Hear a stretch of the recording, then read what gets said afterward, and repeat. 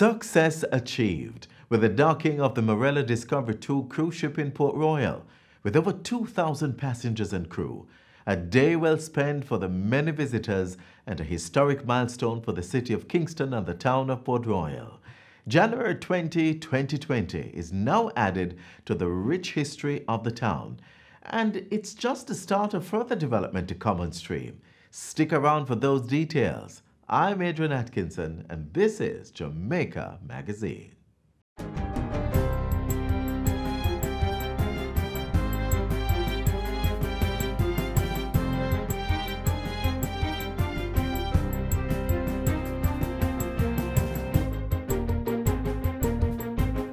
Good day, I'm Theodore Henry, and this is your JIS News for Thursday, January 30. Finance Minister Dr. Nigel Clarke says Jamaica's latest economic outlook rating from the international ratings agency Fitch is great news for the country. Fitch has affirmed the government of Jamaica's long-term foreign currency issuer and local currency issuer default rating at B+ and revised the outlook from stable to positive. Dr. Clarke says it recognizes that Jamaica is making consistent economic gains. The rating agency indicated that the revised outlook reflected Jamaica's efforts in maintaining the debt to GDP on a downward trajectory, supported by the government's successes in running large primary surpluses.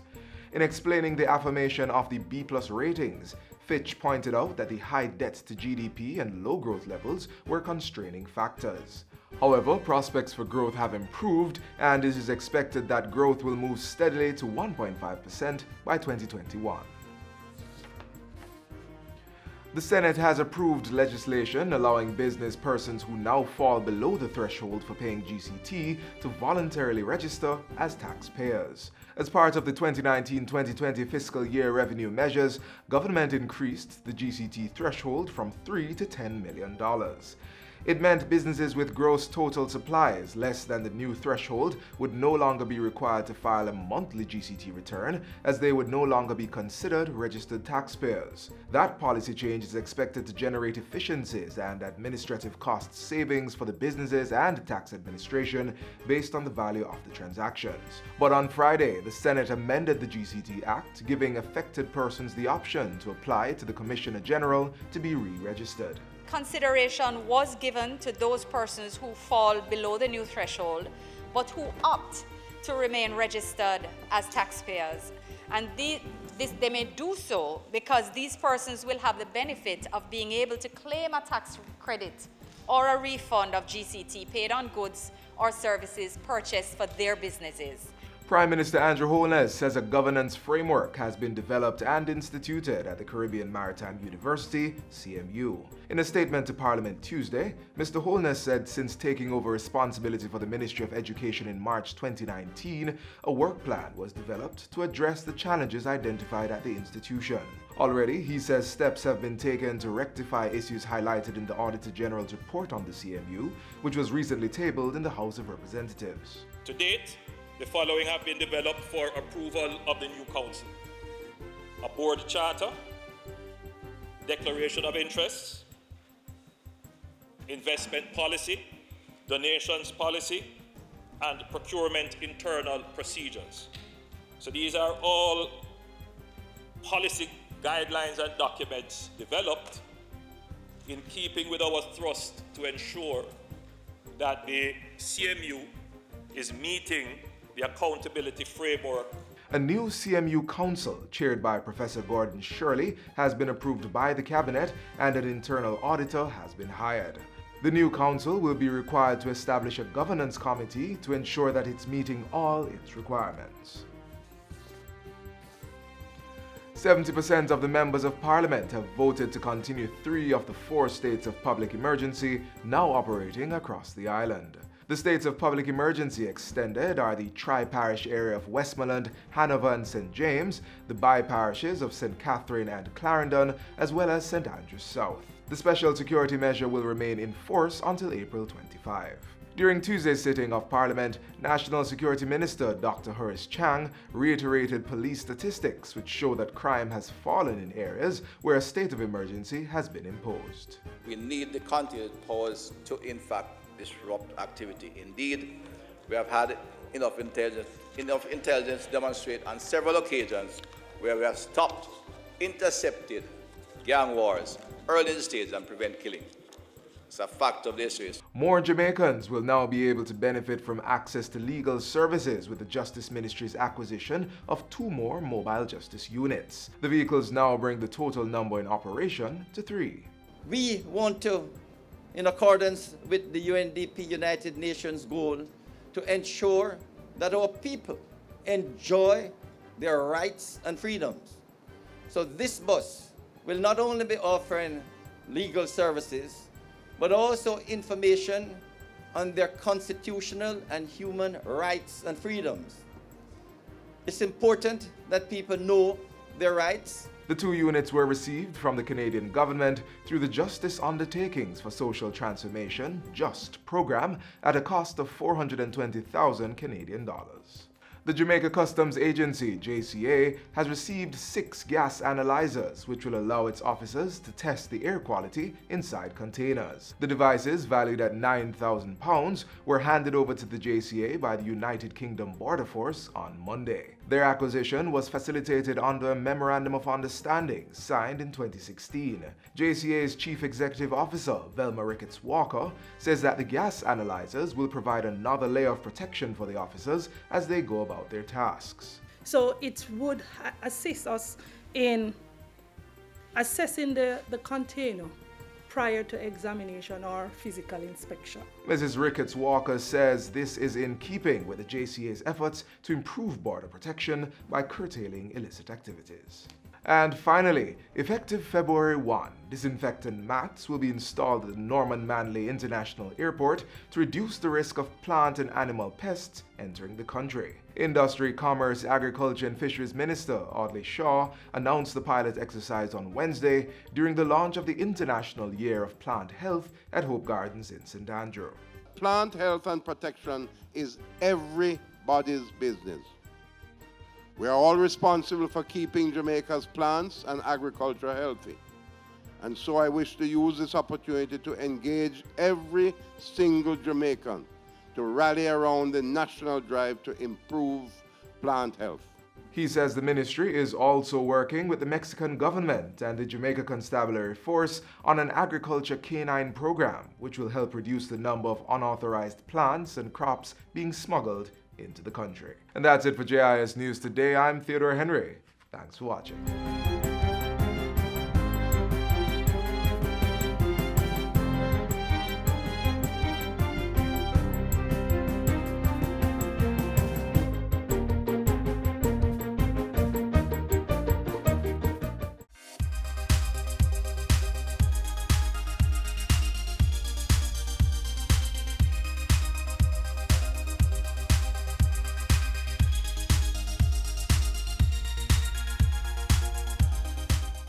After years of planning and months of construction, the Port of Call cruise ship pier in Port Royal was ready and received over 2,000 passengers and crew from the inaugural docking of the Morella Discovery 2 cruise ship.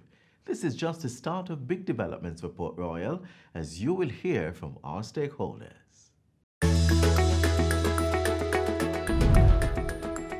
Hello and welcome to OPM Connect. Of course, it's a program that gives you an insight into government's plans, policies and programs. I'm Naomi Francis. Well, today we have a discussion in store for you like no other. A dream team, in fact, here to discuss with us the development of Port Royal into a cruise ship destination. And last week we saw where we welcomed the historic docking of the first cruise ship in Port Royal. Today we're pleased to have on set with us the President and CEO of the Port Authority of Jamaica, Professor Gordon Shirley, as well as Ms. Heather Pinnock, the General Manager of the Urban Development Corporation, critical component in terms of a state agency in that regard with Port Royal, and of course none other than Mr. William Tatham, the Vice President of Cruise, Shipping and Marina Operations at the Port Authority of Jamaica. Welcome, ladies and gentlemen, and may I congratulate all of you for a wonderful, last week almost went glitch-free in terms of Jamaica and Kingston in particular receiving the first cruise ship docking in Port Royal. So congratulations to the team. Prof, let me start with you though, in terms of what were the almost issues that led up to, the ship being docked in Port Royal?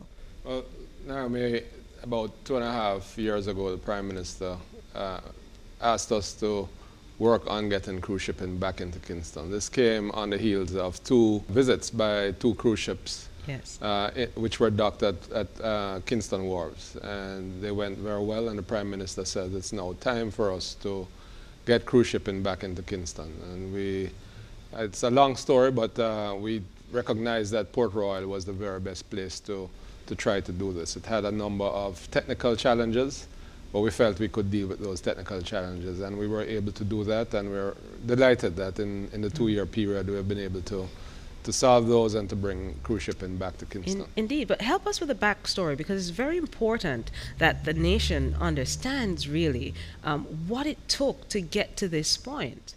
So let's start with a couple of things. One, William and others have been working for some time with the cruise lines to understand how we could get cruise shipping to Kingston. This is before the Prime Minister made that request, because Kingston is the cultural center of the Caribbean. Indeed. For a variety of reasons, the cruise ships find Kingston a difficult place. A part of it relates to the itineraries and the length of time it takes to get here. But some of it is also related to the kind of reputation that Kingston has as a difficult, tough kind of city. Yes. This in spite of the wealth of riches that we have in terms of culture and our capacity as a town. We knew, however, that Port Royal was a much more favorable destination for them. Port Royal has its own cachet. It's known internationally. Yes. It has the aura of the pirates, the military, the navy, and so on. And it is almost crime-free. It has a pristine reputation in that regard.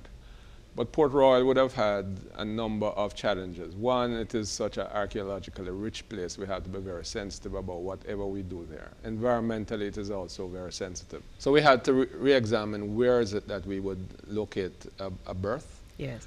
The older studies had suggested a berth very close to an area called Chocolate Hole, which is very close to the sunken city.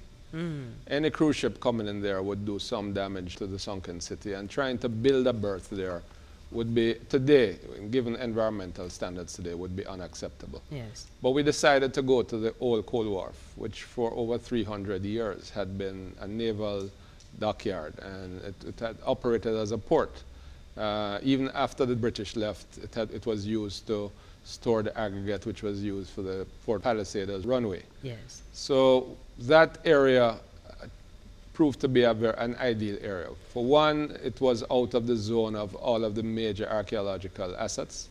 Two, it is a very sheltered environment which allowed us to exploit a new technology which had been developed, which is called the sea walk. It's rather than the traditional berthing system, this is like a jet bridge at an airport. Almost revolutionary, really, when it was announced by the Prime Minister. Yes, yes, it was, and it is the first in the hemisphere. Yes. We are the first port to use it in the hemisphere. It has been used in a few ports in Europe, in fjords, in very environmentally sensitive areas. Yes. But it worked like a charm here in Port Royal. Indeed. But UDC played a critical role in terms of helping to transform the town of Port Royal, certainly ahead of, and continues to work to ensure that both residents and visitors are comfortable. Talk to us, Heather Pinnock, I beg your pardon, about that role that UDC plays. So UDC has been involved in Port Royal for quite some time. As Prof said, there have been a number of plans and considerations for Port Royal for over 40 years. But before, even in the previous plans, there had been the issues of addressing all of the specialness of Port Royal. Port Royal is very unique. Apart from the heritage, there is the environmental. Yes. So we are looking at the heritage assets, and it is already protected by the National Heritage Trust. But there are also environmental assets that we need to consider, and it is indeed the Port Royal and Palisades area is considered an international wetland of importance by the Ramsar Committee. And so all of those things have to come together in looking at the planning. So when we went back again to treat with the community, it was very important that we spent a lot of time understanding what was done before and how to take the best of what was done before and to bring that into today. So some of the things really are environmental concerns and of course social concerns. I mean, the three pillars of it being sustainable is that it be economically, socially and environmentally. So we have dubbed the project a sustainable development project because all those elements are very important. And a key part of that has been working with the community. Over the months that the port was being built, as we had the conversations with the community, we said, see, it's actually happening. And so really last week, Monday, was a big win for us because we're nowhere near finished the work that needs to be done in the community, but this is such an important start. And to see the port done, to see the ship arrive, I mean, even up to the weekend before, we were in the town talking with the community about ship day. We're like, what to expect on ship day. And so we were there in the town on Monday, and people were really just amazed. And I think it is important, it's kind of like it's proof that we are really doing this. All of these elements that we've been talking about for some time are coming together, that a solution has been found. You know, we spent some time showing them the sea walk on the videos as well.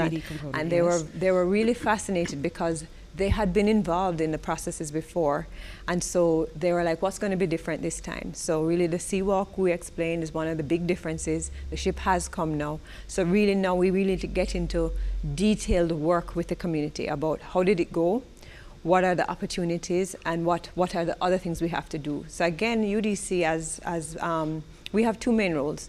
We're doing the master planning, which is the formal process of doing planning for a town, but we're also coordinating the efforts of the other government agencies. So everything involving in infrastructure, through to housing, through the economic opportunities, and everything to safety and security. We're trying to coordinate the entire efforts and respond to the interests and the concerns of the community and build those other detailed plans with the community. Let's get though to William Tatham, the man who is in charge of cruise shipping and marina operations. And I know if you could have cloned yourself last week, you would have. It was really very, very busy for you, and welcome so in Kingston, Jamaica.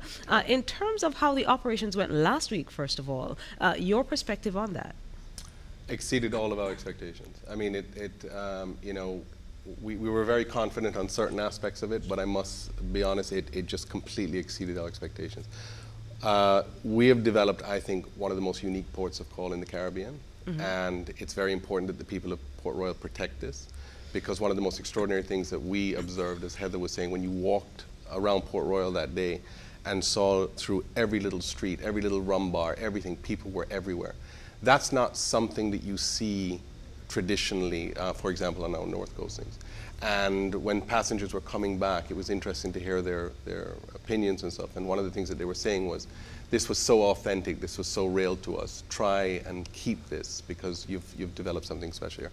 And then beyond that, Kingston, the areas that we heard people when they were returning that they had visited. Yes. You know, Some there was they went to Fort Clarence, they went all the way up to Blue Mountains. Blue Mountains, they went the to Devon stadium, House. Emancipation Park, Devon House, Trenchtown. Yes, the culture yard. The craft market. They went. It was just extraordinary. Well beyond some of the areas that we thought. Yes. And that was the first run. Now we better understand, and I think we're going to be able to even show more. And just we kept on waiting for the ship to say what had not say. Give us a negative. Nothing. Everything has been incredibly positive. The feedback, the cruise line was overwhelmed. How many more cruise ships are expected? For this year, we have 4 more cruise calls. As you know, Naomi, while we had a wonderful experience on the first ship call, we still have work to do at the terminal. Yes. We still have work to do at Fort Charles. We still have work to do in the town. So that we expect that the next one will be even better. And for these 4, we'll work out all the kinks. Next year, William can speak to the number of cruise calls, but what I can say is that from where I sit, the number will increase quite substantially. Bookings are bumping up already. Absolutely. And so we expect to exceed 4, William, by next year, certainly. Next year we have 8. Already? Yes. So it's already booked, and 2020 is not finished, so you'll be taking bookings throughout the year. And what we knew when we embarked on this was it was important to get that first ship in, because there are some cruise lines that are very conservative and they want to see somebody else going first. Yes. And the buzz after that first ship went in was quite extraordinary. We already had some of the agents contacting us and saying, look, can you send more information on the Seawalk? Can you do this? We'd already met a number of cruise lines that we know had an interest. And so they were there now. I think we're just waiting for that first call, and then we're going to see further. And the variety is extraordinary. We have Club Med coming. We have Viking Cruises, which is a very high end. We have Marella returning. Marella, I think, sees this part of their long-term strategy. They were very pleased with how it went, and they've already indicated to us that they're looking to Port Royal as being a long-term strategy for them. In terms then of the future, in looking toward ensuring that this is not a 2-year project or 1 year, how sustainable and long-term are we looking to ensure that this stays, just like we have the ports on the North Coast that have been there for decades, ensuring that Port Royal is here to stay? The project that UDC, the Port Authority, other agencies have been engaged in by the Office of the Prime Minister, and who is the Minister of Economic Growth and Job Creation. It's the Creator Project that's going to transform Port Royal and Kingston in a very special way. And so we see this not as a 1-year project, a short-term project. The port being put there is a catalyst for a number of other activities, some of which are currently being planned by the UDC, and we expect those to come on stream quickly. We certainly have other plans for the assets that we have in and around Port Royal, and we think that Jamaicans are going to be thrilled by what they will be able to see when they go back to Fort Charles. The last time you went was probably when you were sliding down the Giddy House. Yes. You'll be surprised that if you come in another month, what you'll see there. We have development plans for our lighthouse, which is close by at Plum Point. We have development plans for the area that we have at the Old Cold Wharf. So there are many other developments to come on stream now. I mean, it's not something that's going to die in a short while.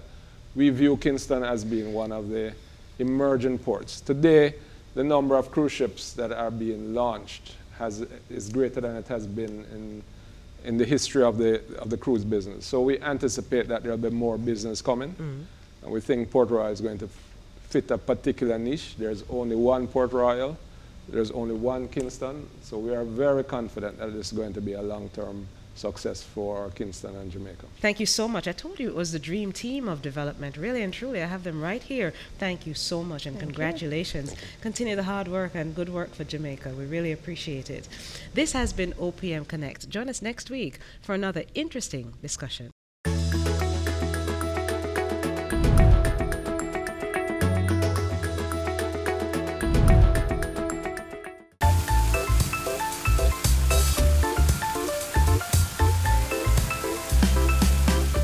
Up next, an inside look at the workings of our television set, the device that's likely showing you this program.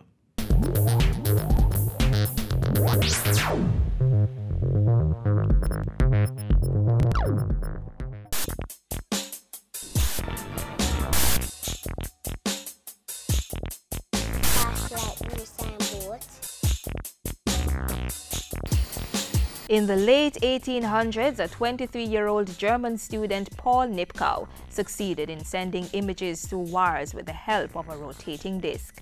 He had invented the first ever mechanical module of television using a technology called the electric telescope. Other inventors after him perfected the craft by using the cathode ray tube and mechanical scanner system to create a new television system.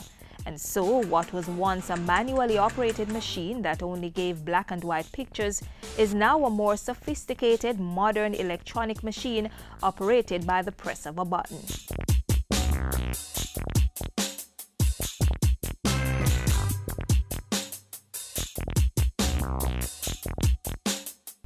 The television creates moving pictures by repeatedly capturing still pictures and presenting these frames to our eyes so quickly that they seem to be moving. The TV set receives these pictures along with sound as electronic signals sent from broadcast houses, or TV stations as we call them. The signals go through the tuner or antenna socket. Now in the TV you have the demodulator circuit. That now separates the video from the audio. The video information is sent to the CRT, while the audio is sent to the audio processor in order for us to get sound. The CRT, or cathode ray tube, is often referred to as the picture tube, and elements inside it begin to reconstruct the pictures almost immediately. From this point, the picture signal goes to the electron gun circuit, which splits the video into separate red, blue, and green beams to drive the 3 electron guns. Attached to the gun, the all-important flyback. This flyback supplies the high voltage. Now, this high voltage is used to light up the CRT. And once the CRT comes alive, it emits the red, blue, and green electron beams which will scan the pictures. The scanning is done from right to left all the way to the bottom of the TV screen and restarts at the top. The colored beams pass through a grid of holes called a shadow mask, which directs them so they hit exact places on the screen. Now, you also need the horizontal yoke. Now, this yoke is what is used to direct the beams so that each beam is focused to that particular pixel, so that all the beams enter the shadow mask through one hole. Right? That way we can get a true wide picture. You also have the magnet here, which is used to align the beam so that they are perfect, spot on. Inside these tiny holes are phosphor-coated color dots, which when they're hit by the beams, quickly build up a colored picture, while elsewhere on the screen remains dark. Spots of light are also produced on the screen by the transfer of the CRT beam energy to the phosphor. That is what allows us to see the light. The ultraviolet ray is really invisible to the human eye. So the phosphor is what creates that bright light, so you can actually see the picture. So what we see on our screen is the combined effect of all the electron light emissions. Everything happens so fast that it almost seems instant, but the reality is that the electron beams actually scan a pixel mask of 525 lines 30 times per second. This is what creates the illusion of moving pictures. While all this is happening, audio information from the incoming signal passes through a separate audio circuit, which drives it to the loudspeakers so they can recreate the sound exactly in time with the moving picture. So in a nutshell, the signal from a broadcast house goes to your TV tuner or antenna socket, then to the signal processor, which separates the audio from the video. The video signal is then fed to the cathode ray tube while the audio signal enters a separate circuit, and both go through a quick but complex process to produce picture and sound. Pleasant viewing. There's a concert today, come along, there's a concert here today. So take your seat and pose your best.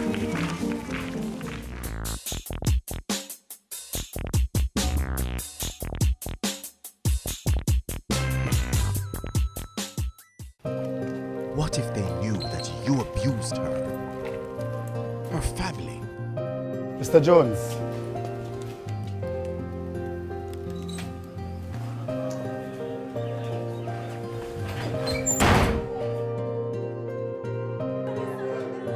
And your colleagues, how will they look at an abuser?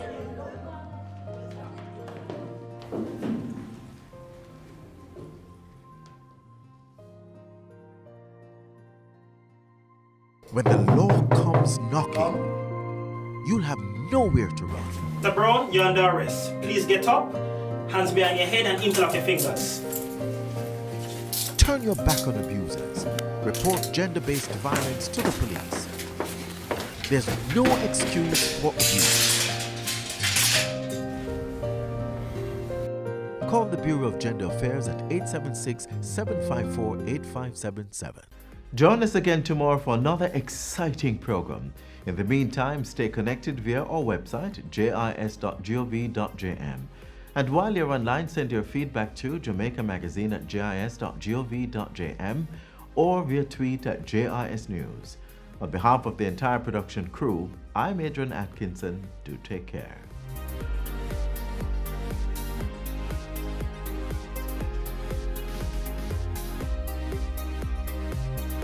This has been a production of the Jamaica Information Service, the voice of Jamaica.